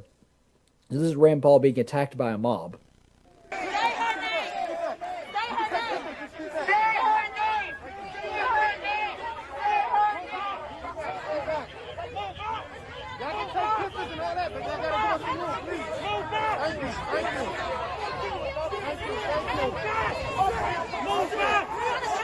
All right, now right here, watch the police officer. The one right behind Rand. All right, see, they attack the officer. He almost falls down. Rand catches him.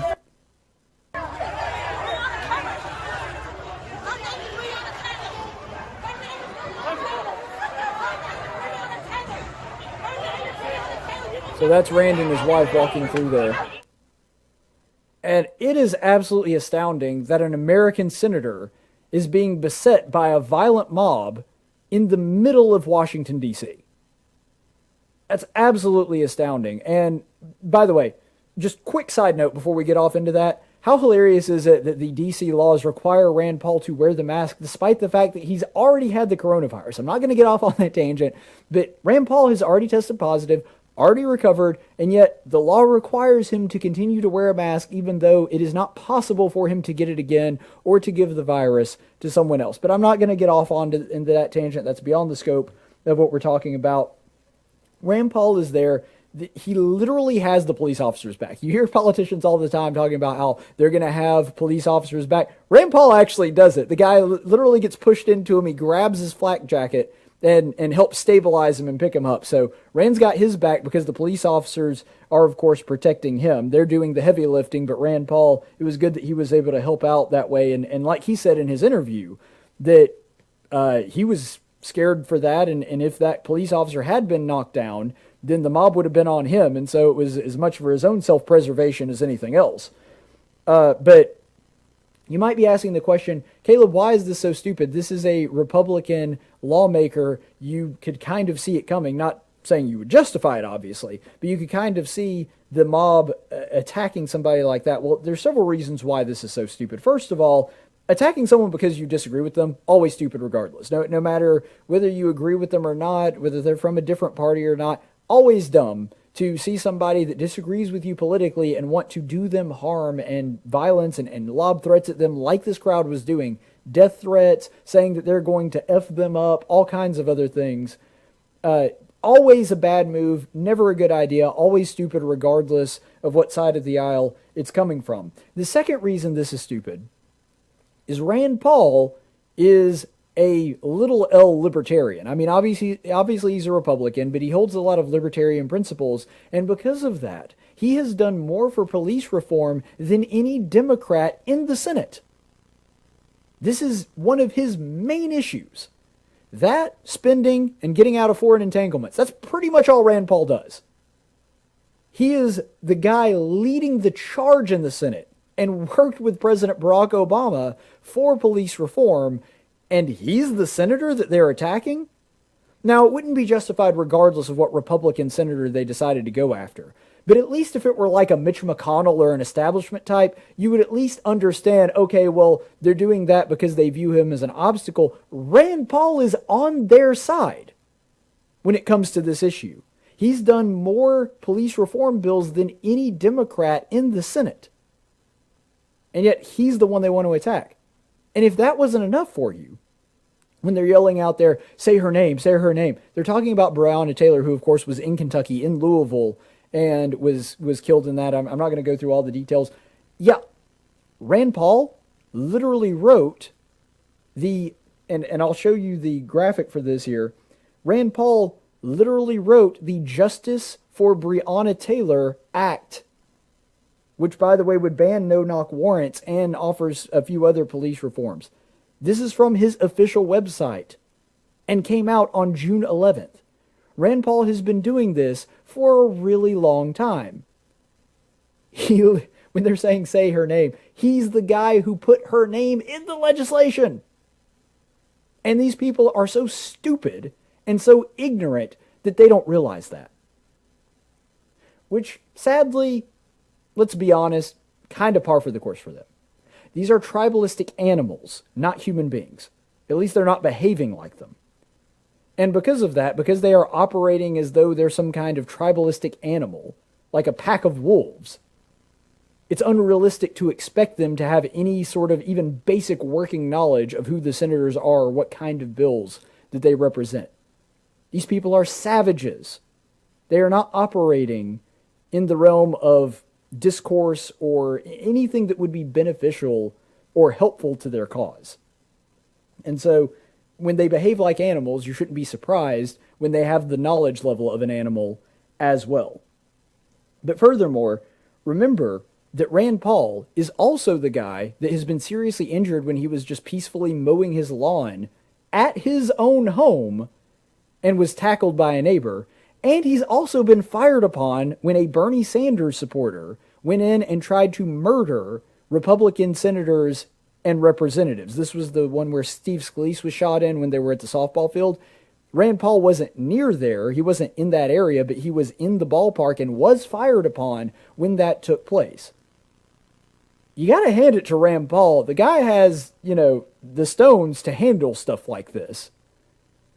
But man, the fact that he hasn't changed or altered his policies and that he continues to stand up for this, even when he and his wife are getting death threats hurled at them by an angry mob and their only defense are a handful of police officers, it's absolutely astounding that this is taking place in an American city.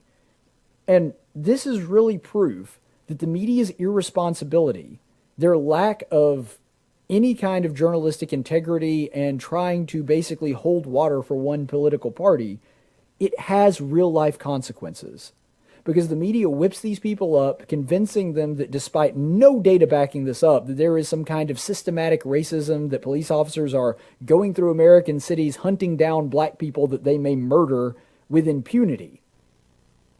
And they fill their heads with that, and then when they do start, which, I mean, granted, it doesn't justify it, but if you thought that was real, you could at least understand why people might think that violently rioting would be a correct response to that. It obviously isn't, even if that were true, and it's not. So it's based on a lie, but even if it were true, it still wouldn't be a justification. But nonetheless, that happens, and then the media excuses them, says that it's okay, says that we need to give them room to destroy things, and then ignores any of the bad things that they do and tries to justify it. Well, no wonder people thought they could get away with this. And so the media's irresponsibility, it definitely does have real-world consequences when you're looking at this. They fill their heads with misinformation to start with, and then when they do engage in bad behavior as a response to that bad information, they excuse it, they ignore it, they pretend it doesn't exist, or they actually do the worst thing, which is what, people like Don Lemon and Chris Cuomo do, which is offer up excuses for why it's okay for them to engage in that behavior. But let's go ahead and look real quickly at Rand Paul's reaction to all this. He gave an interview on Fox and Friends, I believe, the next morning, if I'm not mistaken. This is him explaining what all happened there. They were shouting threats, to us, to kill us, to hurt us, but they're also shouting, say her name, Breonna Taylor. And it's like, you couldn't reason with this mob, but I'm actually the author of the Breonna Taylor law to end no-knock raids. So the irony is lost on these idiots that they're trying to kill the person who's actually trying to get rid of no-knock raids. And they were shouting and screaming and just, these people were unhinged. And you've seen the pictures of what they do to you. If the police are not there, if you defund the police, if we become Portland, if America becomes Portland, what's going to happen is people are going to be pummeled and kicked in the head and left senseless on the curb. That would have happened to us. I promise you, had we not had the D.C. police to support us, we are thankful that we have police, and we've got to wake up. We can't have the whole country. We can't have Joe Biden rule the country and have no police. We can't walk down the street in D.C. safely now. And that's what my fear is, that the United States is going to be on fire if we have no police. And look, I've been for reform. I've authored 22 criminal justice reforms. They were yelling at me, we're not going to let you go alive unless you'll say out loud you're for criminal justice reform. And I'm like, you idiot. You are so dense that you have no idea that I've been a leading advocate for criminal justice reform with President Obama, with President Trump, and you're going to try to kill me? Now, a couple things that I want to draw from that. First of all, Rand Paul basically just echoing what I said. Not that he was watching, just saying that it's the same point that, if you were going to attack a senator because he's not for criminal justice reform, you would have to attack literally every Democrat in the Senate before you got to Rand Paul. But the second part of that, it also shows, because I get flack for this all the time. First of all, it illustrates that you can both be pro-police and pro-police reform. Rand Paul, according to his own characterization, this is not me editorializing, this is what Rand Paul said, owes his life to the police officers that were there protecting him. He and his wife were in serious danger of being attacked by a mob, and we've seen people lose their life. We're in the double digits now of people that have been killed by these insane lunatics in Antifa and Black Lives Matter. We have seen that play out. And Rand Paul was in that situation with a mob of, he said, at least 100-ish people. And the police officers were the thin blue line standing between him and them. So he's not anti-police. He goes out of his way to give them the credit for saving his life that night. And this is not a new thing for Rand Paul. He has been consistent with that all along, but also has said, but there does need to be police reform. He's authored more police reform bills than anybody else in the Senate, according to him. Talking about the 22 different bills that he has put forward. And this is a serious issue to him. You can be in favor of police reform and also be in favor of police officers. Now, the Democrats tend to not be, but the point is, it is doable. It is something that can be done. But you have to do it in a way that protects the cops, not the criminals. Now, people that are engaged in crimes or being suspected of crimes, Those people have rights too. I understand that. I want to preserve that just as much as anybody else. However, those rights should be subservient to and subject to being overlooked, at least at the point, I'm not describing this well, they are a secondary concern to the rights of everybody around them. So, for example, everybody has the right to life. This is something that is illustrated in the Declaration of Independence. But if you pull out a gun and start shooting other people, your right to life has just become less important than everybody else's right to life. They are trying to preserve everyone else's rights around you, and you're the one breaking the law and ignoring that right. Ergo, you were the person that has forfeited your own life. That's just one example. That's the best way to describe it. I know it was a little long, but I got to do that in order to really convey what I'm saying here. And so because of that, I am perfectly okay with bills that preserve the rights of criminals or suspected criminals, that de-escalate situations. That's fine with me, and that's what Rand Paul tends to do.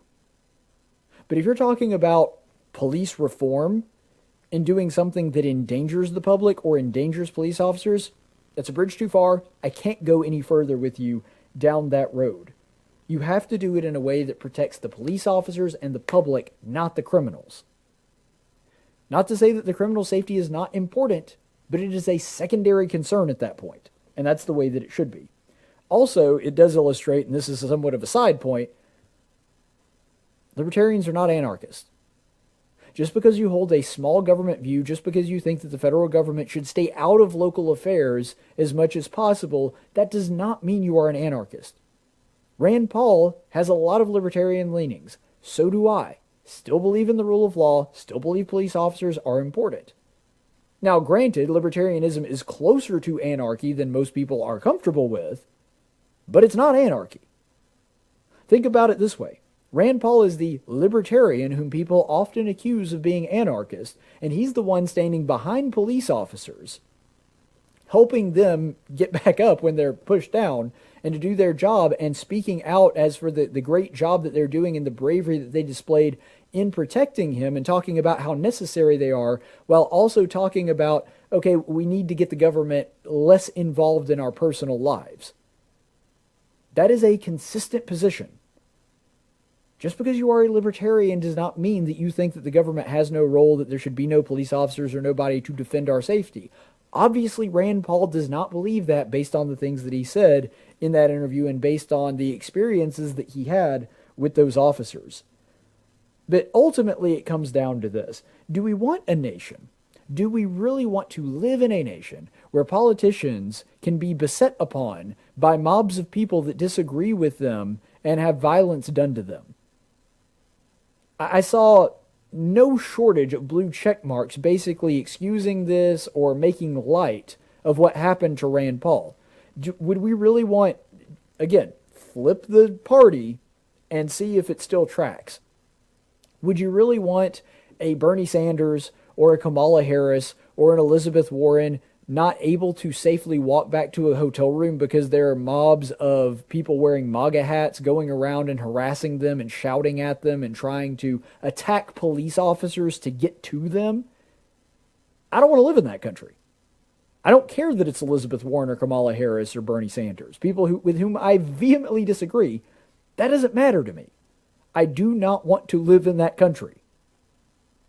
And no sane American does either. We have to do better than this. Let's go to the chaplain's report. In 1775, the Continental Congress created the Chaplain Corps. Under the command of General George Washington, each soldier was required to attend worship service every Sunday. While other armies advanced on their feet, Washington's troops advanced on their knees. It's time for the Chaplain's Report with Caleb Colquitt on tactics. Our chaplain's report today is going to come from the book of 1 Samuel. We're continuing our series there. And this is a part of 1 Samuel because we've been dealing a lot with the more obscure part. Everybody kind of knows the story of David or is at least familiar with it if you've ever been in church or gone to church for any consistent amount of time. This is a Bible story that gets used a lot, and for good reason. I mean, it's a fantastic story. One of my favorite ones in the whole scripture. One of the reasons that I decided to do this as a series. But we've been mostly dealing with the part of 1 Samuel that is lesser known, the pre-David part of the book of Samuel, where it mostly focuses on Samuel and King Saul and their interaction. Now we're getting to a part of the story that everybody knows. Even people that don't really know anything about the Bible know about Goliath, the giant whom David, of course, slays. So let's take a look at this particular passage of Scripture that talks about Goliath's challenge that he issues to the nation of Israel. So we'll look in 1 Samuel 17, verses 8 through 11. He stood and shouted to the ranks of Israel and said to them, "Why do you come out to draw up in battle array? Am I not the Philistine, and you the servants of Saul? Choose a man for yourselves, and let him come down to me. If he is able to fight with me and kill me, then we will become your servants. But if I prevail against him and kill him, then you shall become our servants and serve us." Again the Philistine said, "I defy the ranks of Israel this day. Give me a man, that we may fight together." When Saul and all of Israel heard these words of the Philistine, they were dismayed and greatly afraid. So this is really where it all starts. David has been introduced, but this is the challenge that he is about to face. And it's interesting because even before we get to the part about David, just looking at the raw story of Goliath and what he intends to do, normally, and this is something that we're accustomed to as Christians, modern day Christians, normally evil conceals itself. Normally evil hides itself and sort of sneaks up on people. But there are occasions where evil just steps out into the light and says, "Here I am." Where it openly acts in rebellion and defiance to God and his will, and doesn't even try to hide it. This is one such instance. Normally, it's harder to find the bad guys. It's harder to know that when the demons are in the walls. And we actually see this even contained within the book of 1 Samuel. There are several villains that sort of bubble up in this narrative, including King Saul himself, that were at least at one time perceived as good people or appear to be good people at first glance, and you have to learn that they're really bad people. Goliath, there's no mystery here. He just comes out and says openly, "I defy Israel and I defy all of the people here. I am defying your God." This is essentially the challenge that Goliath was offering to everybody else. And we know from his physical description, he is a giant. He's a big dude. He's at least 9 feet tall based on the measurements. You know, Bible measurements are a little off. It's hard to tell, but we can tell relatively, virtually, the area of height that he is. He's roughly 9 feet tall based on the way that the Bible describes him with the cubit system. But even though evil does usually conceal itself, this is one time where he just walks right out into the open. And when it does conceal itself, usually, or when it refuses to conceal itself, when it just comes out in the open and says, "Here I am," usually that's a fear play. What that evil is trying to do is to scare you into backing down. It wants to show itself to be so big and so powerful and so overwhelming and so insurmountable that everybody else just cowers in a corner and doesn't want to defy it. When you're facing that kind of evil, that's normally the plot. That's the thing that it is trying to do, is instill fear into everybody so that it doesn't fight back. You see, when it conceals itself, it doesn't really need to do that because it's concealing itself hoping that nobody will notice that it's evil and thus not attack it. In this instant, it's trying to say, "I'm so big and so powerful and so scary that nobody can stand up against me," and then scare you into not doing so. But here's the thing. The reason that works is because fear is contagious. Courage is contagious too, but so is fear. When you see somebody that is afraid of something, we instinctively as human beings think, "Ooh, maybe I need to be afraid of that too." When you see somebody holding back or terrified of something, if we can see that, we perceive that, especially if it's somebody that we trust and that we like, it automatically makes us take a second look and go, "Maybe I need to be afraid of that too." It's possible that there were men in Israel's army that, despite Goliath being a very big, intimidating individual, they would have challenged him if they had met him in open confrontation on the battlefield. But because this challenge was issued this way, and everybody's looking around and going, "Ooh, everybody else is terrified of this guy. They don't think that they have a chance of beating him. Maybe I should be afraid too." that nobody had the courage to step out and answer Goliath's challenge. And here's another thing that's important to note from this story as well. Most of the time, bullies are bluster and they're pushovers. They're not nearly as tough as they say they are. They're not nearly as tough as they talk like they are. In Goliath's case, it was real. Goliath is absolutely able of handling himself. Now, he winds up, of course, being easily defeated a few verses later by David because of God's help. But ultimately, this is not an indication that Goliath is not a big deal, that that he is some kind of pushover, that all they had to do was stand up to the bully and then it was going to be an easy fight. No, that's not the story of Goliath at all. Now, compared to God, Goliath is nothing. But compared to the other people here, he probably would have beaten everybody in that army. Just because he's a bully does not mean that he's a pushover or that he's something that's easily surmountable. And when we're facing the giants in our life, just because an evil is there, just because it announces itself, just because it is something that is keeping us down or holding us back, does not mean it's insignificant. Sometimes it is. Sometimes all we need to do is show a little bit of courage and we can overcome it. There are some cases where that's not true. There are some cases where we have to fight really hard to be able to overcome whatever it is in our life that is holding us back. But the fact that Goliath stands in open rebellion to Israel, which translates to open rebellion against God. He is standing against God's people. He actually taunts God in several ways. We'll see that later in the scripture. But he comes out against Israel and he rebels against God. So the question is, why didn't God just strike him down there? Like, let's say Goliath is walking out and he issues this and he is in open defiance against God and talking smack about Israel and about God. Wouldn't it have been pretty convincing of God's power for a lightning bolt to just fall out of heaven and strike him dead right there? I mean, that would have been quite a spectacle to see. And the way that some people think about God, that would have made the most sense. Why doesn't God do that? There's a couple different reasons. First, obviously, this was something that winds up setting David up for everybody in Israel knowing who he is and setting him up for his, rise to power. That's probably part of it. I'm sure there's a number of other things, but I think the biggest issue, the biggest reason that God chose to dispatch Goliath in this way is because God does his best work when he's working through a human, which is a weird thing to say. But remember that he accomplished the greatest achievement in all of human history, the salvation from sin, while he was wrapped in flesh. God always does his best work when he's doing it through a human being. I don't know why that is. I don't know why he chooses to do it that way. I have some theories.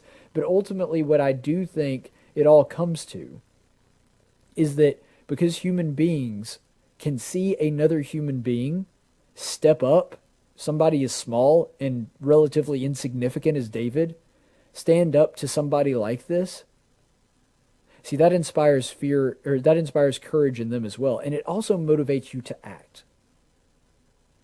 Because it kind of reminds me of a scene in Andy Griffith where Opie, not unlike David and Goliath, has been having a problem with a bully that's taking his lunch money every day.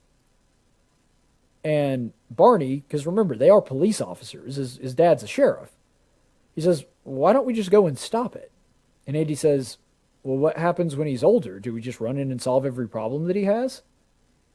You see, Andy understood that Opie needed to face his giant. And I think God understood that Israel needed to face their giant too. I mean, yeah, ending Goliath's life, just striking him dead with a lightning bolt, that would have been quite a spectacle and probably would have inspired a good deal of fear in Israel. But God doesn't want to just rush in and solve every single problem that we have. He wants us to learn and to grow and to mature and to be able to face up to our own sin ourselves. Now, he's going to be there every step of the way. When David finally did step up to face down Goliath, God's providence was there with him. But he wanted David to have the courage of conviction, the courage of his faith, and also that courage to inspire others to stand up to Goliath on his own. And then God did the rest. All he had to do was stand up to the giants facing him, and God provided everything else that he needed. Why is it that no Israelite, except for David, looked at Goliath's challenge and saw it as a challenge to God? That thought about, well, if I challenge him because God's on the side of Israel, because we're the ones that are in the right, and because God has made this covenant with our nation, that he's going to protect me too. Why is David the first person that comes up with that thesis and acts on it? I think that's why he becomes king, isn't it? If there was ever a case study of the qualities that made David ready to be king or prepared to be the next king of Israel, I think that that's pretty much it. That David saw Israel as God's and his responsibility, and that he had faith that he was going to watch over Israel, take care of Israel, all of that. And because of that, he has the courage to act and to do and to lead. And it's the same calling that we have as Christians, to be leaders among other men, to inspire others to follow God's word. You see, everybody's got a Goliath. Everybody. I don't care who you are, how rich, how poor, what your background is, what your skin color is. Everybody has a Goliath in their life. But the difference is not everybody has a God to help them take down that Goliath. There's a lot of people that face their Goliaths without God in their corner. And that's sad, because they're not going to beat that giant. They're not going to overcome that obstacle. As long as we have God, we can overcome it. But if you're facing down a Goliath and you don't have God in your corner, that's not a good position to be in. And that's the reason that God wants to be with us. He wants to help us. He wants to take down the giants for us. But he does expect us to step up and stand for him in order to do so, just like he did with David. Stay the course, friends. Tactics is a production of News Radio 1440 and Cumulus Media Montgomery. Opinions expressed on this program are those of the host and do not necessarily reflect the opinions of Cumulus Media or our business partners. Graphics by Jessica Dawson. Video production by Jackson Dean. Broadcast studio provided by Faulkner University. Location studio provided by the Dalraida Church of Christ. Copyright 2020.